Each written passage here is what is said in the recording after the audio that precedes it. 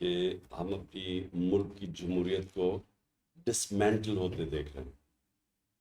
یعنی ہماری جو بھی سفر تھا جنرل مشرف کے دور سے جمہوریت کی طرف، آزاد عدالتیں، لارڈز موومنٹ کے بعد عدالتوں کا ایک مقام ہو گیا کہ وہ حکومتوں سے، ان کی ایگزیکٹو کی پاور سے، مس یوز آف پاور سے ہمیں ہماری حفاظت کر سکتی ہیں. میڈیا ایک بڑا وائبرنٹ میڈیا پاکستان میں بن گیا. ہمارا دنیا میں ایک ایسا میڈیا تھا جو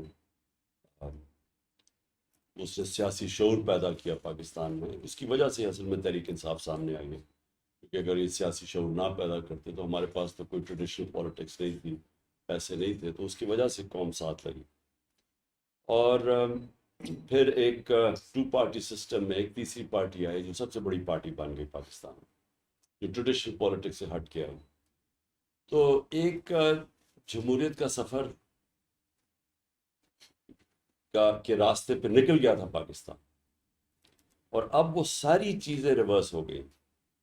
اور اب میں یہ کہوں گا کہ پاکستان وہ ملک بن گیا ہے جو کہ مارشل لاز کے دوران بھی میں نے اس طرح کی سختی نہیں دیکھی، اس طرح کا کریک ڈاؤن نہیں دیکھا.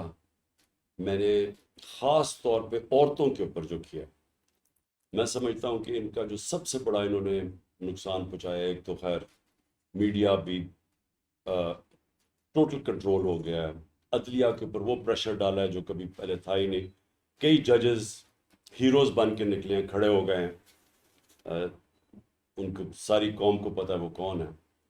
لیکن بدقسمتی سے ساری عدلیہ کے اوپر اتنا پریشر پڑ گیا ہے کہ وہ ایک کانسٹیٹیوشنل پروویژن تھی 90 دن میں الیکشن کروانے کی، وہ بھی نہیں کروا سکے. اور اب ملٹری کورٹس کا ایشو جو کہ کسی یعنی جمہوریت کی کانٹرڈکشن ہے کہ ملٹری کورٹس اور جمہوریت، اب یہ تماشا دیکھ رہے ہیں کہ گورنمنٹ کہہ رہی ہے کہ اگر سپریم کورٹ نے فیصلہ کیا ملٹری کورٹس کے خلاف تو ہم مانیں گے نہیں. اور اب یہ بھی شک پڑ گیا کہ الیکشن بھی ہوگا یا نہیں، کیونکہ اب ایک سینسس کا شفرہ چھوڑ دیا.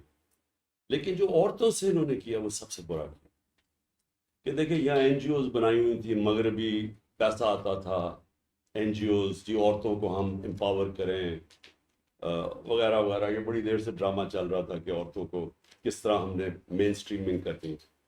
تو تحریک انصاف نے کر دیا تھا. پہلی دفعہ عورتوں نے اس طرح پارٹیسپیٹ کیا پبلک لائف میں.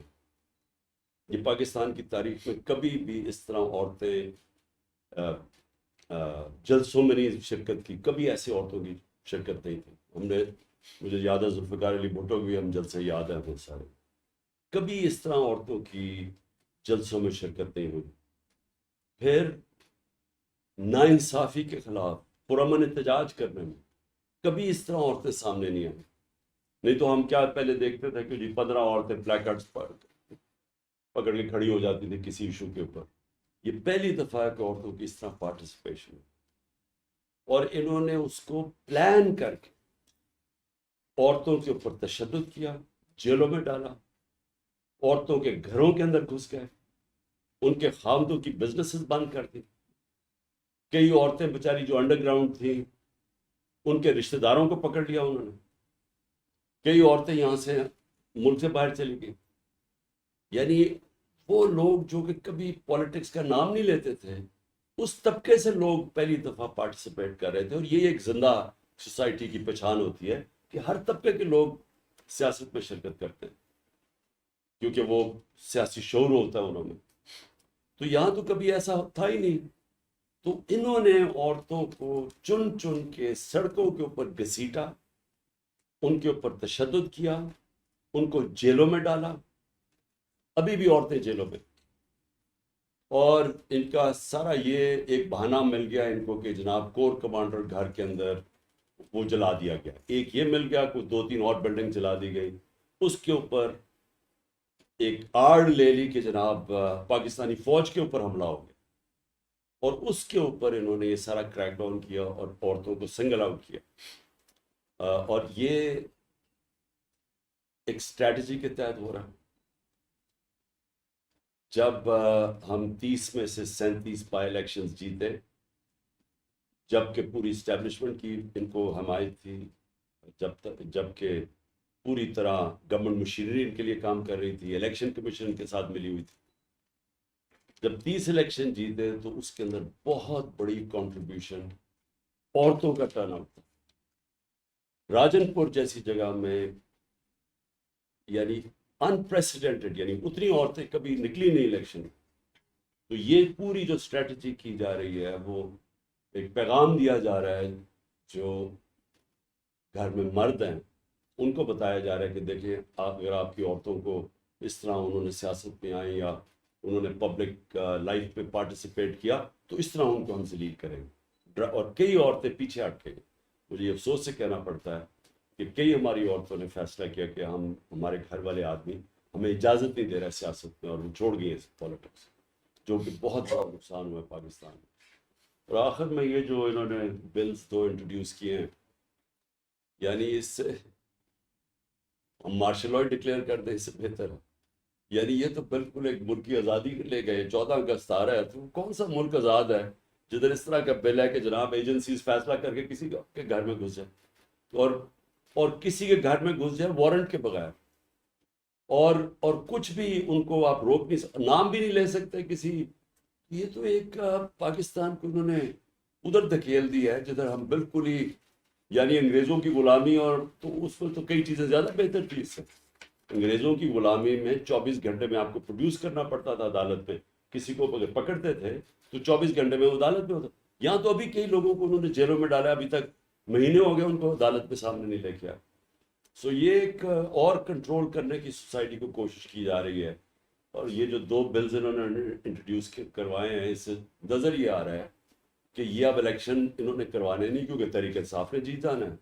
تو ایک پارٹی کو باہر رکھنے کے لیے ہر حربہ استعمال کیا جا رہا ہے جو پاکستان کی آزادی بھی ختم کر رہا ہے، ہمارے ادارے بھی ختم کر رہے ہیں، ہمارے انصاف کے ادارے ختم کیے جا رہے ہیں، ہمارا سارا جو اخلاقیات ہے، ہمارے جو مورل ویلیوز ہیں، ہمارے جو دینی ویلیوز ہیں وہ ختم کیے جا رہے ہیں. لوگوں کے گھروں میں گھس جاتے ہیں، توڑ پھوڑ کرتے ہیں، بچے اٹھا کے لے جاتے ہیں. ہمارے کئی لوگوں کے ابھی پتہ ان کے ڈاکٹر امجد کا 13 سال کے بچے کو اٹھا کے لے گئے.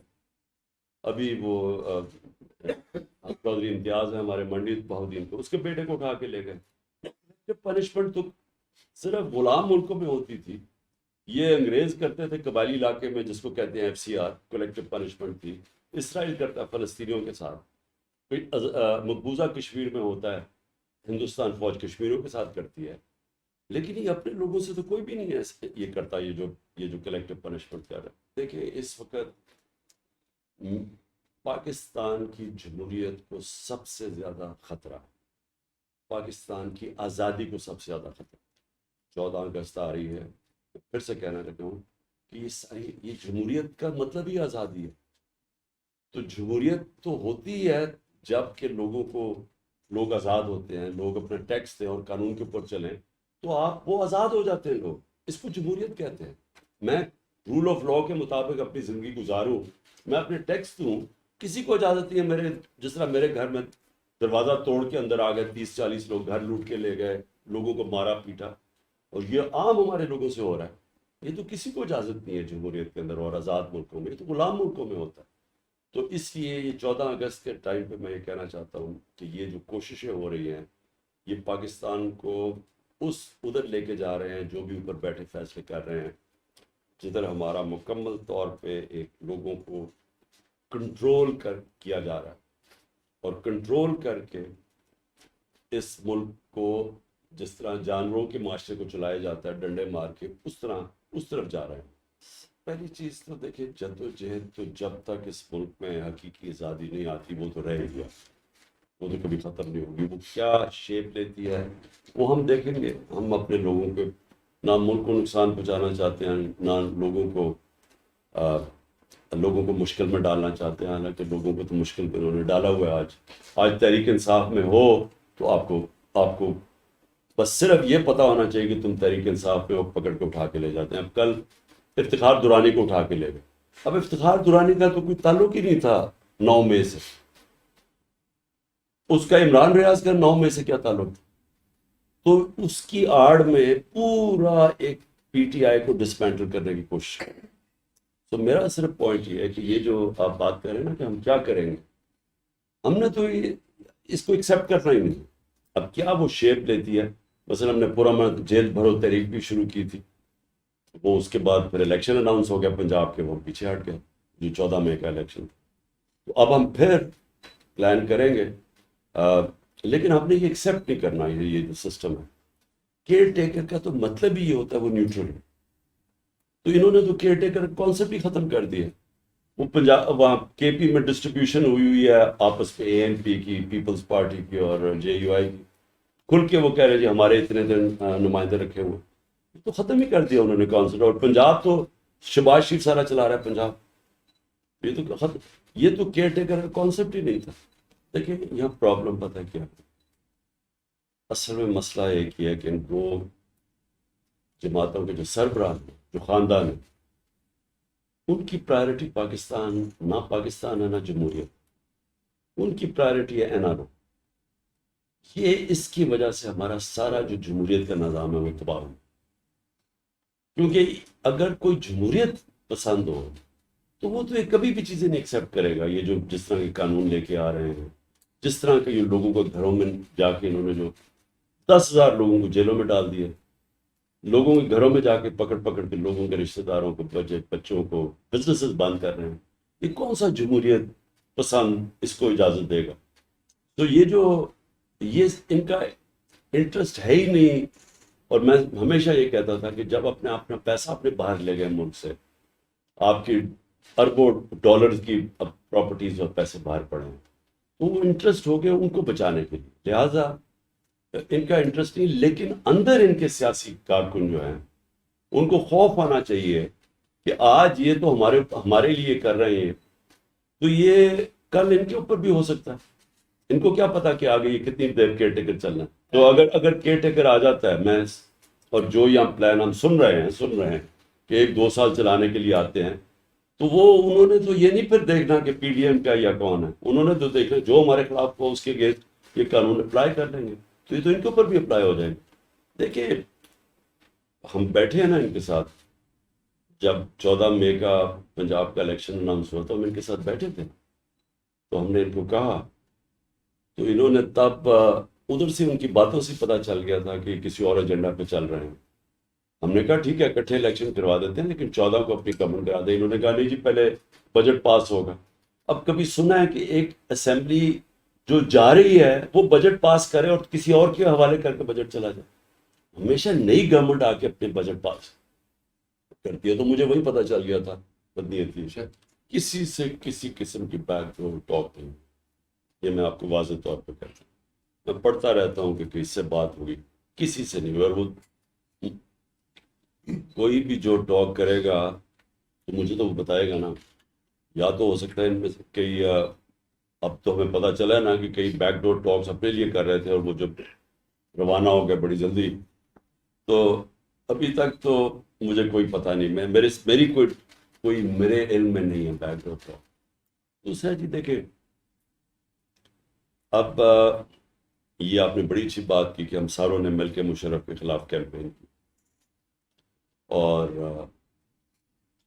لائر موومنٹ میں شرکت کی. لیکن کیا ہوا جب یہ واپس آئے اپنے آپ کو قانون کے اوپر بٹھا دیا، این آر او لے لیا. این آر او لیا اور اس کے بعد پاکستان کو 4 گنا زیادہ 10 سال میں پاکستان کا قرضہ بڑھا. 6,000 ارب سے پاکستان کا قرضہ 28 یا 30,000 ارب پہ پہنچ گیا.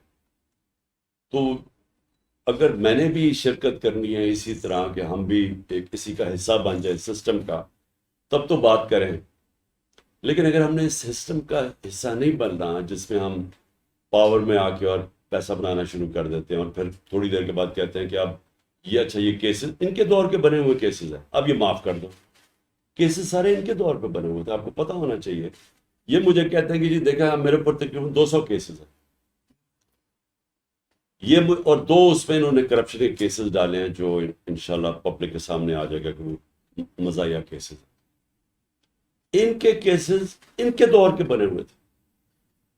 ہمارے دور میں 5% بھی کیسز نہیں بنے، باقی 95 ان کے دور میں، اسحاق ڈار ان کے دور میں بھاگا، نواز شریف کے بیٹے ان کے دور میں بھاگ گئے، شہباز شریف کا داماد ان کے دور میں بھاگا، سلمان، یہ جو صرف ہمارے دور میں سلمان شہباز بھاگا، باقی تو ان کے دور میں سارے کیسز. تو ہمیں کہتے ہیں کہ این آر او دے دو آپ. تو دیکھیے، یا اگر تو ہم اقتدار کی پالیٹکس کر رہے ہیں تو پھر تو ایک اور چیز ہے، پھر تو ہم سارے مل کے، جس طرح انہوں نے چارٹر آف ڈیموکریسی بنائی تھی، ہم بھی مل جاتے ہیں ساتھ. لیکن اگر ہم نے کہا کہ رول آف لا ہونا چاہیے، قانون کے اوپر کسی کو نہیں ہونا چاہیے. اب دیکھیں نا، میں بھگت رہا ہوں کیسز، میں تو نہیں ملک سے باہر بھاگا، میں تو ہر کیس پہ جا کے بلکہ اپنے پوری کھڑا ہوتا ہوں، اپنا پورا موقع 1 گھنٹہ کھڑا ہو کے میں نے جواب دیا توشہ خانہ کا، ایک سوال کا جواب دیا. وہ اور بات ہے کہ اس نے گواہی نہیں بلائے وہ جج نے، یعنی یہ بھی کمال کیا کہ آپ کا رائٹ ہوتا ہے، آپ پہ، میں ڈیفینڈنٹ ہوں، میرا رائٹ ہے کہ میں اپنے گواہ بلاؤں. اس سے ریفیوز کیا، 1 گھنٹے میں نہیں آتے تھے جی، وہ راستے میں تھے، اس نے کہا جی ختم. یعنی میں کہہ رہا ہوں، میں اپنا پورا کر رہا ہوں، میں کہیں نہیں جا رہا، میں نے سارے کیسز کے سامنے کھڑا ہوں گا. لیکن یہ کہتے ہیں کہ ہمارے کیسز معاف کر دو. دیکھیں، آپ یہ مجھے کہہ رہے ہیں کہ اگر وہ فیصلہ آتا تو میں مان لوں گا. فیصلے پہ ڈپینڈ کرے گا اگر کیا میں مطمئن ہوں فیصلے سے یا نہیں. ابھی تک تو دلاور ہمایوں صاحب ایسی ایک ہم پنجاب سپیڈ سنتے تھے، ایک ان کی عدالت کی سپیڈ چلی ہوئی ہے، نہ وہ چھٹیاں دیکھ رہے ہیں نہ کچھ، یعنی ملٹری سمری ٹرائل ہی ہو رہا ہے. یہ میرا جس طرح، یا یہ کیسے ہو سکتا ہے؟ اب میں اپنی وہ ختم کرتا ہوں، اپنی وہ جواب دیتا ہوں، یعنی میں جو 33-35 سوال ہوتے ہیں ان کے جواب دیتا ہوں بڑا، اور وہ بھی انہوں نے صرف 3 دن دیا، اور وہ بھی محرم میں، جب بڑی مشکلوں سے اپنے اکاؤنٹنٹ کو ڈھونڈا، وہ بھی چھٹی پہ تھا. اور میں وہ تھا، اس کے بعد کہتے ہیں کہ ابھی وہ وٹنس پروڈیوس کر دو. یہ کوئی صبری ٹرائل ہو رہا ہے. تو میں مطمئن تو نہیں ہوں جس طرح ٹرائل چل رہا ہے. انہوں نے پہلے جا کے مجھے وہ اغوا کر کے لے کے جاتی ہے وہ رینجرز، اور پکڑ کے مجھے جیل میں ڈال دیتے ہیں، جو کہ غیر آئینی اور غیر قانونی تھا. سپریم کورٹ اس کو ڈکلیئر کر دیتا کہ ان لافل تھا. اس کے بعد میں وہاں جیل میں ہوتا تو پتہ چلتا جی وہاں عدالت لگ گئی، اور ادھر آ کے یہ پہنچ گئے ہیں جج صاحب، اور یہ فرد جو لگا دیتے ہیں پریس سنے بغیر. سو یہ جو جس طرح ہو رہا ہے، یہ تو میں مطمئن نہیں ہوں. لیکن قانونی طور پہ اس کے ساتھ کھڑوں گا، اپیل کروں گا، جو بھی میرے پاس قانونی راستہ ہے وہ میں کروں گا. تحریک انصاف کے اوپر وہ کریک ڈاؤن کیا جو پاکستان کی تاریخ میں کبھی کسی پارٹی سے نہیں، کبھی ایسے نہیں ہو. 10,000 ورکر کو جیل میں، کئیوں کے اوپر تشدد کیا جا رہا ہے. لیڈرشپ کو برے گندے کمروں میں 40 ڈگری جب ٹیمپریچر تھا اس کے اندر ان کو رکھ کے، تو ان کو جناب ان کو کہا کہ آپ کو نکال دیں گے اگر آپ پارٹی چھوڑ دیں. تو ان سے پارٹی بھی چھڑوا دی، لیڈرز سے بھی. یہ کبھی کسی سے نہیں کیا گیا. اس کے علاوہ کبھی کسی سے یہ نہیں کیا گیا کہ اپروور بنا رہے ہیں جی وہ، کہ جی عمران خان نے کہا تھا کہ وہ کور کمانڈر کے گھر میں جا کے حملہ کرو اور کاغذ جلا دو.